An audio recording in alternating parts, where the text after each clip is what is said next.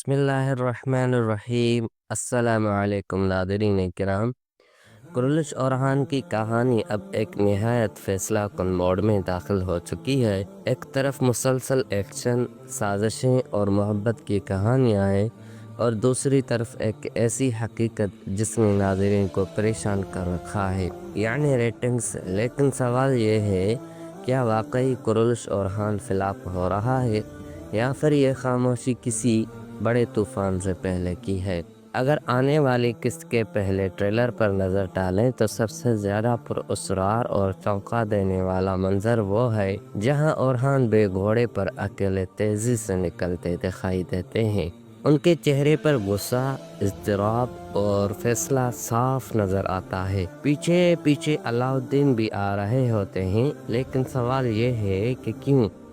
ایسا محسوس ہوتا ہے کہ اورہان بے کو کوئی ایسی خبر ملی ہے جو نہ صرف خطرناک ہے بلکہ فوری جواب مانگتی ہے۔ غالب امکان یہی ہے کہ یہ خبر تیمور تاش کے قبائل پر حملے کی ہے۔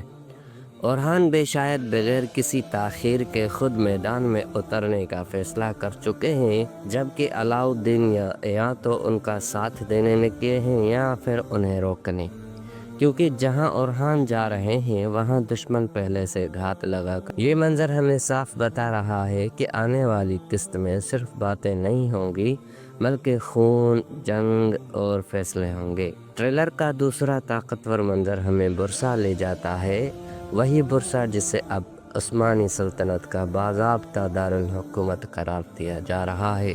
یہاں سلطان اورہان کو مکمل شاہی پروٹوکول کے ساتھ خوش آمدید کہا جاتا ہے، اور یہی وہ لمحہ ہے جہاں تاریخ ڈرامے میں سانس لیتی ہوئی محسوس ہوتی ہے۔ اسی موقع پر علاؤالدین کے بارے میں اعلان کیا جاتا ہے کہ وہ سلطنت کے پہلے وزیر اعظم ہوں گے۔ یہ محض ڈرامائی فیصلہ نہیں بلکہ ایک تاریخی حقیقت ہے، اور یہی چیز ثابت کرتی ہے کہ کہانی اب افسانے سے نکل کر تاریخ کے بہت قریب آ چکی ہے۔ اب بات کرتے ہیں ٹریلر کے سب سے زیادہ سوالات اٹھانے والے منظر کی۔ شہنشاہ سردار، ہم دیکھتے ہیں کہ وہ ایک سردار کو بغاوت سے روکنے کی بات کرتے ہیں اور پھر اچانک خود ہی بیعت کے لیے ہاتھ بڑھا دیتے ہیں۔ یہ منظر بظاہر متضاد لگتا ہے، مگر حقیقت میں یہی اس کی گہرائی ہے۔ ہماری خیال میں یہ سب ایک سوچا سمجھا منصوبہ ہے۔ شہنشاہ سردار خان غازی کی حکمت عملی یہی لگتی ہے کہ دشمنوں کو خود آگے آنے دیا جائے، انہیں ایک جگہ اکٹھا کیا جائے اور پھر ایک ہی وار میں ان کی سازشوں کا خاتمہ کر دیا جائے، یعنی دشمن کو اپنے ہی چال میں پھنسایا جا رہا ہے۔ اسی دوران کہانی کا ایک مضبوط ستون فلاویوس کا کردار بن چکا ہے۔ اورہان بے کے بعد اگر کسی کو سب سے زیادہ اسکرین ٹائم مل رہا ہے تو وہ فلاویوس ہے۔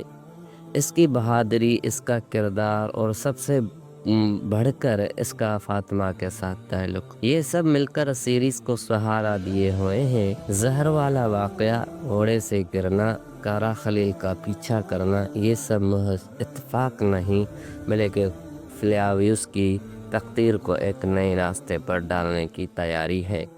وہ راستہ جو شاید اسلام تک جا کر ختم ہو۔ جہاں تک ریٹنگز کا تعلق ہے تو یاد رکھیں یہ پہلا سیزن ہے۔ بڑی تاریخی سیریز اکثر آہستہ آہستہ اپنی گرفت مضبوط کرتی ہے، اور اگر مستقبل میں چینل کا مسئلہ بھی آیا تو پروڈیوسر کے پاس متبادل راستے موجود ہیں۔